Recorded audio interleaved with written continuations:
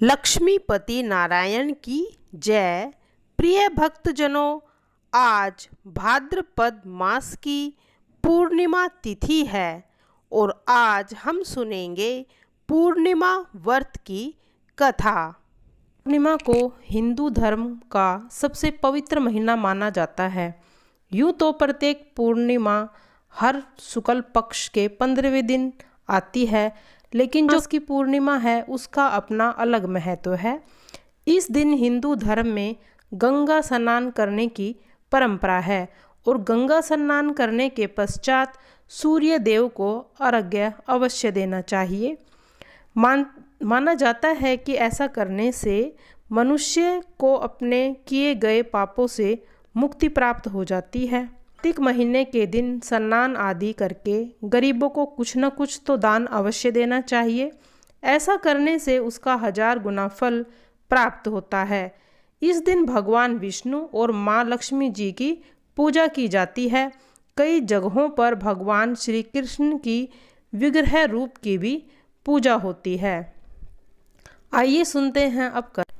द्वापर युग में एक समय की बात है कि यशोदा जी ने श्री कृष्ण से कहा, हे कृष्ण, तुम सारे संसार के उत्पन्नकर्ता, पोषक तथा उसके संहार करता हो।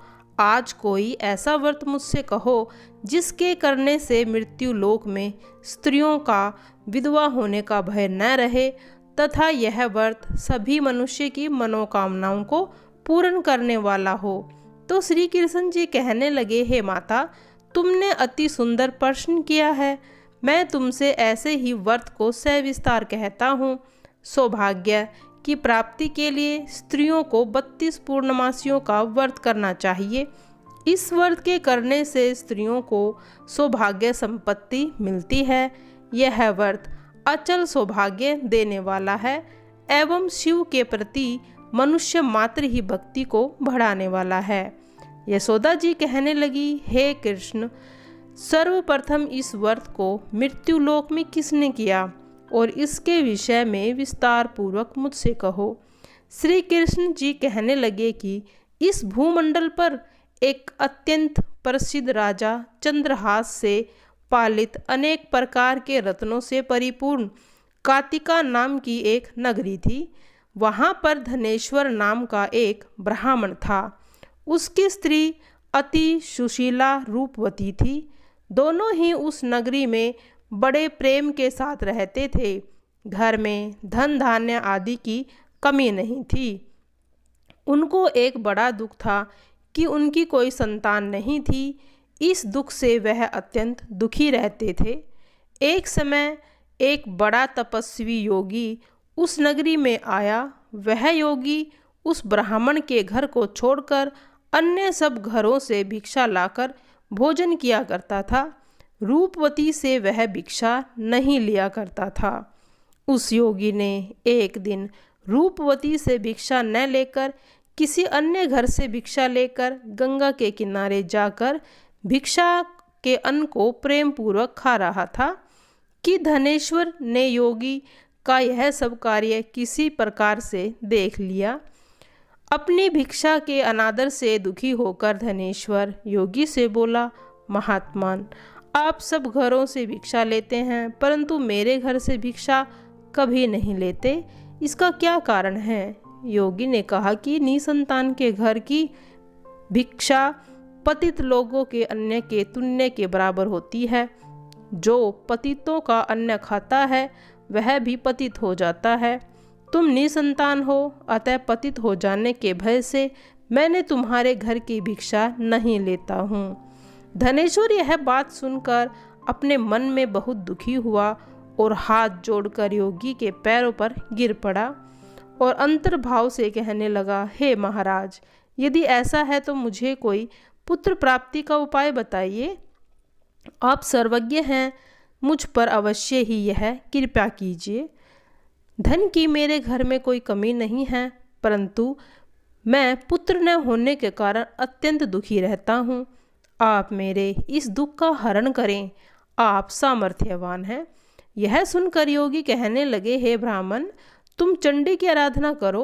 घर जाकर उसने अपनी स्त्री से सब वृत्तांत कहा और स्वयं तप के निमित्त वन में चला गया। वन में जाकर उसने चंडी की उपासना की और उपवास किया। चंडी ने 16वें दिन उसके स्वप्न में दर्शन दिए और कहा, हे धनेश्वर, जाग पुत्र, तुझे पुत्र होगा, परंतु वह 16 वर्ष की आयु में मृत्यु को प्राप्त हो जाएगा। यदि तुम दोनों स्त्री पुरुष 32 पूर्णमासियों का विधि पूर्वक करोगे तो वह दीर्घायु होगा। जितनी तुम्हारी सामर्थ्य हो आटे के दिए बनाकर शिव जी का पूजन करना, परंतु पूर्णमासी को 32 हो जाने पर ही करना।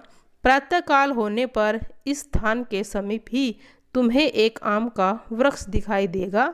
उस वृक्ष पर चढ़कर एक फल तोड़कर शीघ्र घर ले जाना। अपनी स्त्री से सब वृत्तांत कहना। ऋतु स्नान होने के पश्चात वह स्वच्छ होकर श्री शंकर जी का ध्यान करके उस फल को खा लेगी। तब शंकर भगवान की कृपा से उसको गर्भ हो जाएगा।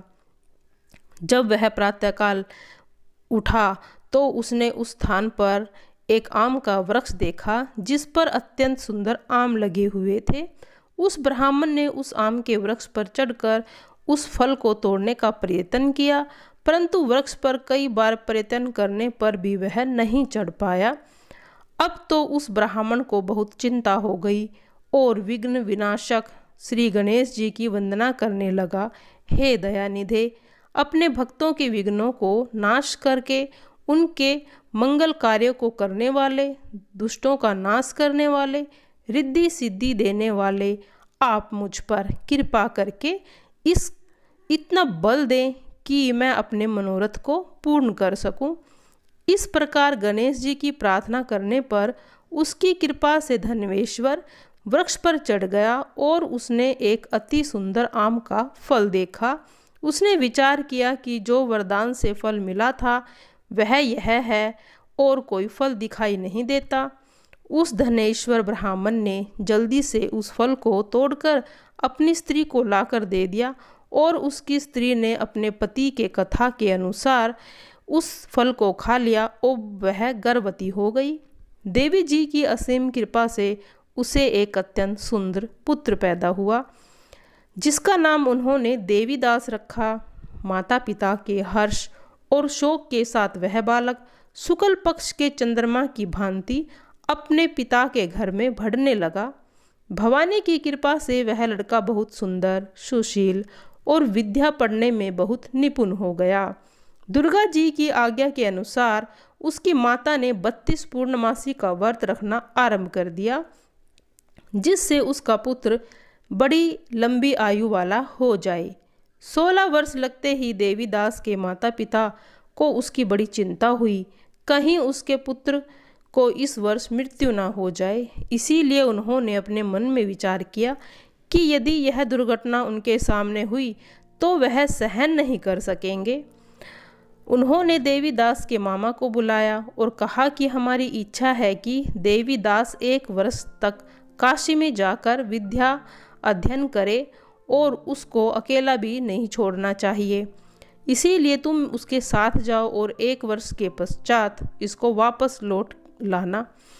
सब प्रबंध करके उसके माता पिता ने काशी जाने के लिए देवीदास को एक घोड़े पर बैठाकर उसके मामा को उसके साथ कर दिया, किंतु यह बात उसके मामा या किसी और से नहीं कही। धनेश्वर ने सपत्नीक अपने पुत्र की मंगल कामना तथा दीर्घ आयु के लिए भगवती दुर्गा की आराधना और 32 पूर्णमासियों का व्रत करना आरंभ कर दिया। इस प्रकार बराबर 32 पूर्णमासी का व्रत पूरा किया। कुछ समय के बाद एक दिन दोनों मामा भांजे मार्ग में रात्रि बिताने के लिए किसी ग्राम में ठहरे हुए थे। उस दिन उस गांव की एक ब्राह्मण की अत्यंत सुंदर, सुशीला, विदुषी और गुणवती कन्या का विवाह होने वाला था। जिस धर्मशाला के अंदर वर और उसकी बारात ठहरी हुई थी, उसी धर्मशाला में देवीदास और उसके मामा भी ठहरे हुए थे। संयोगवश कन्या का तेल आदि चढ़ाकर मंडप आदि का कृत्य किया गया तो लग्न के समय वर को धनुवार्थ हो गया। अस्तु वर के पिता ने अपने कुटुंबियों से परामर्श करके निश्चय किया कि यह देवीदास मेरे पुत्र जैसा सुंदर है। मैं इसके साथ ही इसका लगन करा दूंगा और बाद में विवाह के अन्य कार्य मेरे लड़के के साथ हो जाएंगे। ऐसा सोचकर देवीदास के मामा से जाकर बोला, तुम थोड़ी देर के लिए अपने भांजे को हमें दे दो, जिससे विवाह के लगन का सारा कार्य सुचारू रूप से हो सके। तब उसका मामा कहने लगा कि जो कुछ भी मधुपर्क आदि कन्यादान के वर के समय जो भी मिलेगा वो हमें दे देना, मेरा भांजा इस बारात का दूल्हा बन जाएगा। यह बात वर के पिता ने स्वीकार कर ली और उसने अपने भांजे वर बनने के भेज दिया। उसके साथ ही सब विवाह कार्य रात्रि में अच्छे से विधिपूर्वक संपन्न हो गया। पत्नी के साथ वह भोजन न कर सका, न अपने मन में सोचने लगा कि न जाने यह किसकी स्त्री होगी।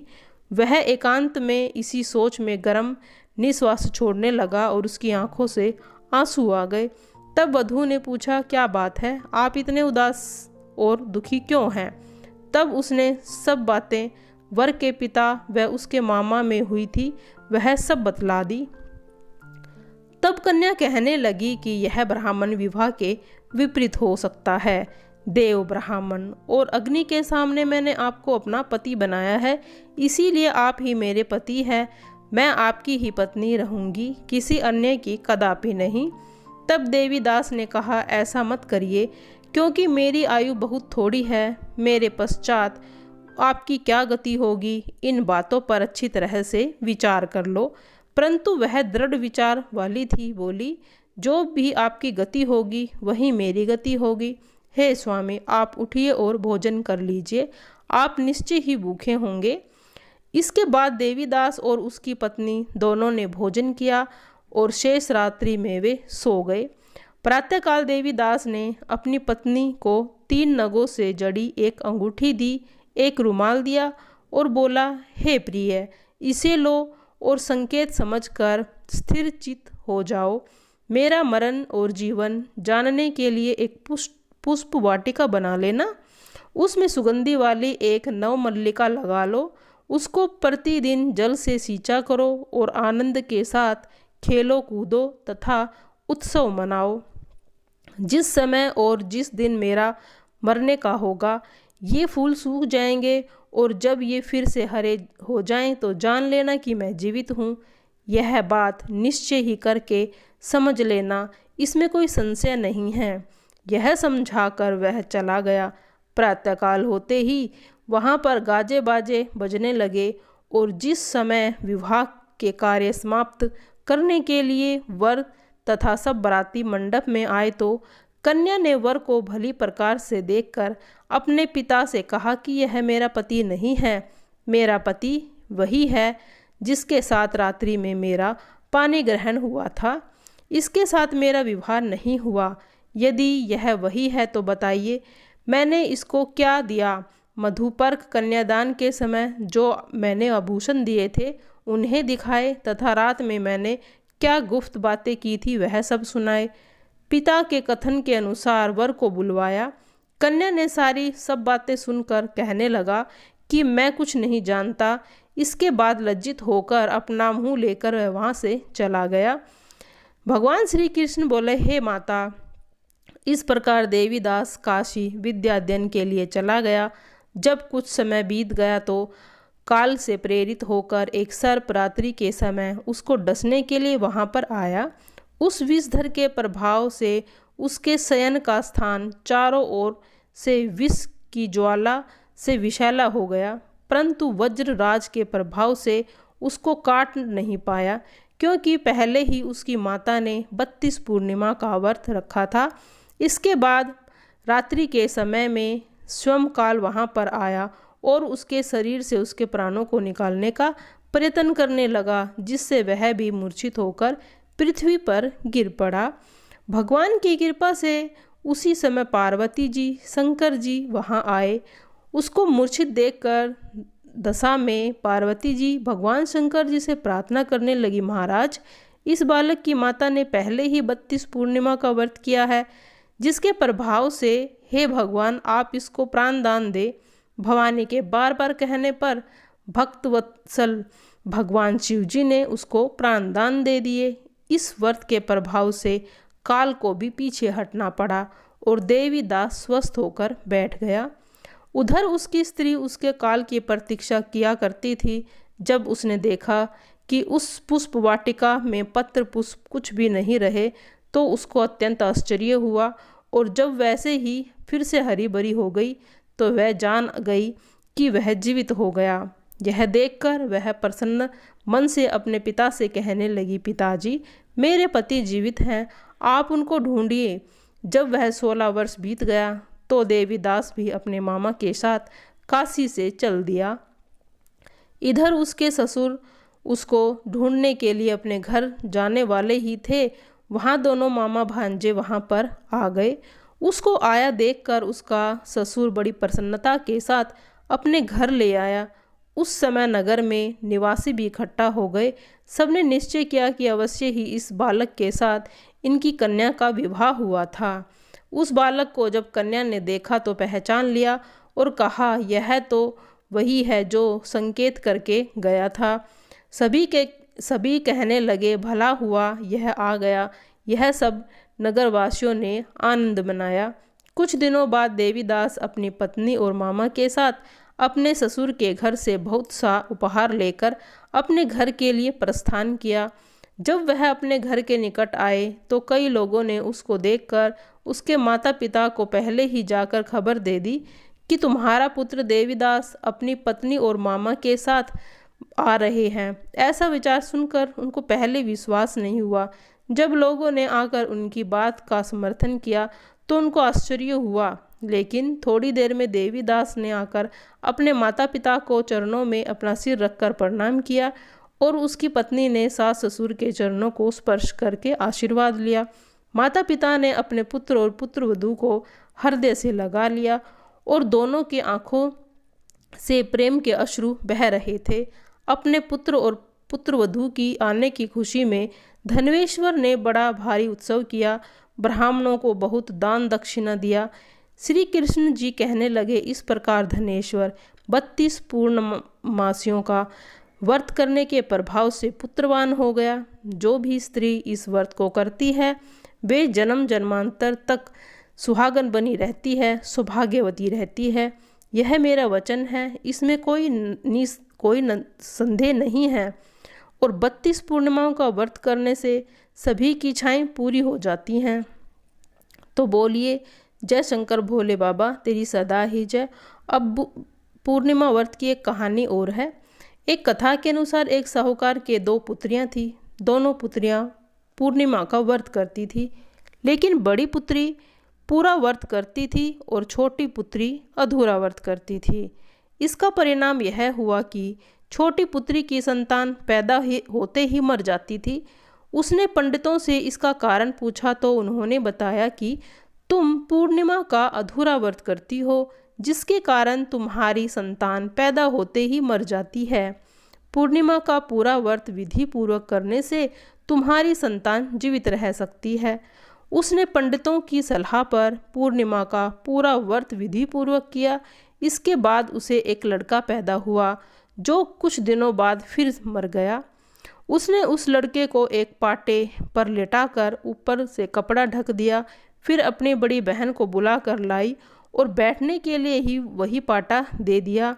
बड़ी बहन जब उस पर बैठने लगी तो उसका घाघरा बच्चे को छू गया। बच्चा घाघरा छूते ही रोने लगा। तब बड़ी बहन ने कहा कि मुझ पर तू कलंक लगाना चाहती है, मेरे बैठने से यह मर जाता तो। तब छोटी बहन बोली, ये तो पहले ही मरा हुआ था, तेरे भाग्य से यह जीवित हो गया, तेरे पुण्य से ही यह जीवित हुआ। आरती। जय लक्ष्मी रमना, श्री जय लक्ष्मी रमना, सत्यनारायण स्वामी जनपातक हरना। ओम जय लक्ष्मी रमना। रतन जडित सिंहासन अद्भुत छवि राजे, नारद करत निरंजन घंटा ध्वनि साजे। ओम जय सत्यनारायण भगवान। प्रकट भय कली कारण द्विज को दर्श दियो। बूढ़ो ब्राह्मण बन के कंचन महल कियो। ओम जय लक्ष्मी रमना दुर्बल भीर कलार इन पर कृपा करी। चंद्रचूड़ एक राजा तिनकी विपत्ति हरी। ओम जय लक्ष्मी रमना जय लक्ष्मी रमना। वैश्य मनोरथ पायो सरदा तज दीनी। सो फल भोग्यो प्रभु जी फेर स्तुति की नहीं। ओम जय लक्ष्मी रमना भाव भक्ति के कारण छन छन रूप धरो। श्रद्धा धारण कीनी तिनको काज सरो। ओम जय लक्ष्मी रमना श्रद्धा धारण की जो तिनको काज सरो। ग्वाल बाल संग राजा वन में भक्ति करी। ओम जय लक्ष्मी रमना।